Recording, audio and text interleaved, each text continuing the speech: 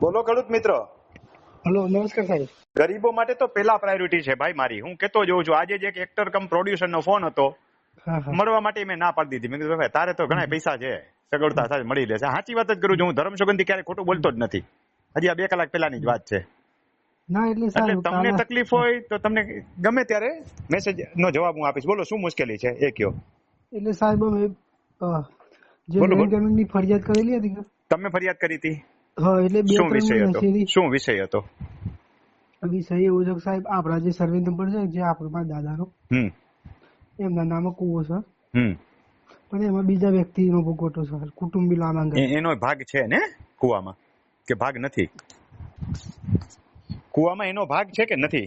તમારો જે કુવો એટલે છે સાહેબ એવું છે કે બધું ડોક્યુમેન્ટ તો સાચું જ કેજો. જો પેટ ચોરીની છે ને વાત નો થાય. સાચું ગયો ને તો રોગની દવા મળે. હા, એટલે વાત એવી છે કોક પેલા ગરડા વખતે 3 ભાઈઓનો હિયારો હતો કોક, હમ બરાબર. હમ પણ મારા દાદા એને જે વખતે એક જગ્યાએ ગીરો આલી હતું, હમ એટલે એમના નામે ચડી ગયું હતું.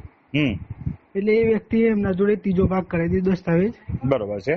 ત્યારબાદ 1991 માં દાદા ઓફ થઈ ગયા. હમ એટલે મારા દાદા ઓફ થઈ ગયા, વારસાઈ થઈ ગયા. એટલે મારા પપ્પા ને એમના ભાઈ ની મારા દાદી બધાની સહીઓ ખોટી કરી અને એમને વીજ કનેક્શન લીધેલું 1991.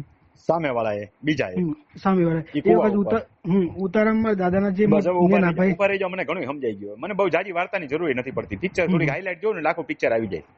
આપણે નાના હતા ત્યારે ભણતા ખબર છે 8મા ધોરણમાં, એમાં એક વાર્તાના આપણને ટૂંકી વાર્તાને છે ને ક્લ્યુ કહી દેવામાં આવે, પછી આપણે એમાંથી 50 લીટીની વાર્તા લખાઈ જાય. હા, એમ તમારો કેસ હું સમજી ગયો. હવે એ લોકોએ જેને ગીરોથી જમીન લઈ લીધી છે, જેની ત્યાં ખોટા હાથ બારમાં સહી કરીને ટીસી લઈ લીધું છે, એના હાથ નંબરમાં કૂવો લખાઈને છે કે નહીં એટલું મને કયો. ના એ રીતના સાહેબ 7 સાંભળો, નંબર આપણા ફરીને નામ કહું. છે, સુરપત્ર તમારો કે 7 આપણા નંબર નામ ભલે છે. તમારા નામ રહ્યું, જેને કૂવામાંથી ભાગ જોઈ છે એ વ્યક્તિના નામે કઈ નાડી નેફો છે? એ વ્યક્તિનો દસ્તાવેજ કરીને ત્રીજો ભાગ કરે બીજા હાથમાં. એનો હાથ નંબર નીકળે છે? મારા જ હાથ નંબરમાં નથી ત્રીજો ભાગ તમારું દસ્તાવેજ નહીં, કરે. તમારું નથી પૂછતો, સામે વાળો જ. તમારા કૂવામાં જે હળી કરવા આવ્યો છે, એને ભાગ જોઈ છે, એના હાથ નંબરમાં શું છે એટલું મને કયો. એના હાથ નંબરમાં તમે જોયું છે કે નથી જોયું? એટલે સાહેબ અમારો જે 7 નંબર ખરો, હું પૂછું એટલાનો જવાબ દો ને ભઈલા. એટલે કારણ કે હું સાહેબ સીધો એમને પોઈન્ટ ઉપર જ આવી જાઉં છું, સમજ્યા?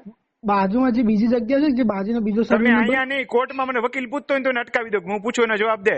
હું એમ જ કહું સીધો એને. ચાલુ. હા, તે જે બાજુમાં બીજો એમનો સર્વે નંબર છે કે એમાં બધા સહી યારો છે, બ્લોક છે. એને મૂકો તેલ લેવા. જે તમારા કુવામાં ભાગ લેવા આવ્યો છે પાણીનો, એના હાથ નંબરમાં શું લખેલું છે? એનામાં કૂવો લખ્યો છે કે નહીં? તો તમારે ભાગ દેવો પડે, નહીં તો દેવાનો ન થાય. ટૂંકી વાત આટલી જ છે. 7 નંબર જ નહીં, મારો જ નામ છે એમનો, તો બીજો અમારે તો એને ક્યાંય કૂવામાં ભાગ લેવાનો ન આવે. સમજાઈ ગયું છે? કઈ જગ્યાએ લખેલું નહીં, પણ જૂનું જે બીજી ત્રીજી પેઢી અમારી એક જ લાગે સાહેબ.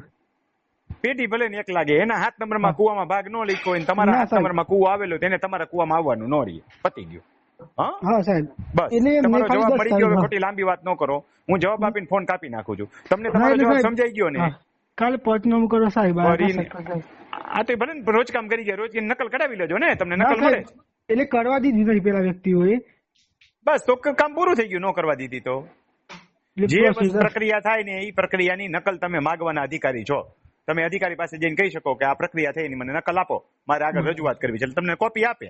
હા, કોઈ પણ કેસ ચાલતો હોય, તમામ ભાઈઓ માટે આ સૂચના આપું છું. કોઈ પણ પ્રકારનો કેસ ચાલુ હોય, એમાં સામે વાળાએ જવાબ રજૂ કર્યો હોય તો એ ભલે ને સરકારી કઈ પ્રક્રિયા થઈ હોય તો ભલે, તારીખે જયારે આપણે હાજર થાય, જે તે તારીખે જાય. માનો કે કોઈ પણ લેન્ડ ગ્રેબિંગ નો કિસ્સો હોય, માર્ગને લગતો પ્રશ્ન હોય, છેડાપાડાનો પ્રશ્ન હોય, તકરારી હોય, 108(5) હોય, 108(2) હોય, મામલતદાર કોર્ટ કલમ 5 નીચેના દાવા હોય, કે પછી આરઆરટી હોય, આરઆરટી રિવિઝન હોય, આરટીએસ હોય કે આરટીએસ રિવિઝન હોય, કે તકરારી કાંઈ પણ હોય, આ બધી વસ્તુમાં તારીખે જયારે આપણે રજૂ થાય ત્યારે કહી શકાય કે સરકારી આગલી પ્રક્રિયા થઈ છે, રોજ કામ થયા હોય તો ભલે, કોર્ટ કમિશનની નિમણૂક થઈ હોય તો ભલે, જે પ્રક્રિયા થઈ એની નકલ આપણે માગી શકીએ, અને સામેવાળાની રજૂઆતની નકલ પણ આપણે માગી શકીએ, અને આપણી નકલ આપણે એને આપવા બંધાયેલા છીએ. આ વિશેષ માહિતી મેં વધારાની આપી દીધી. હું યુટ્યુબમાં મૂકી દઈશ, બધું સાંભળી લેજો. ઓકે સાહેબ. ભલે.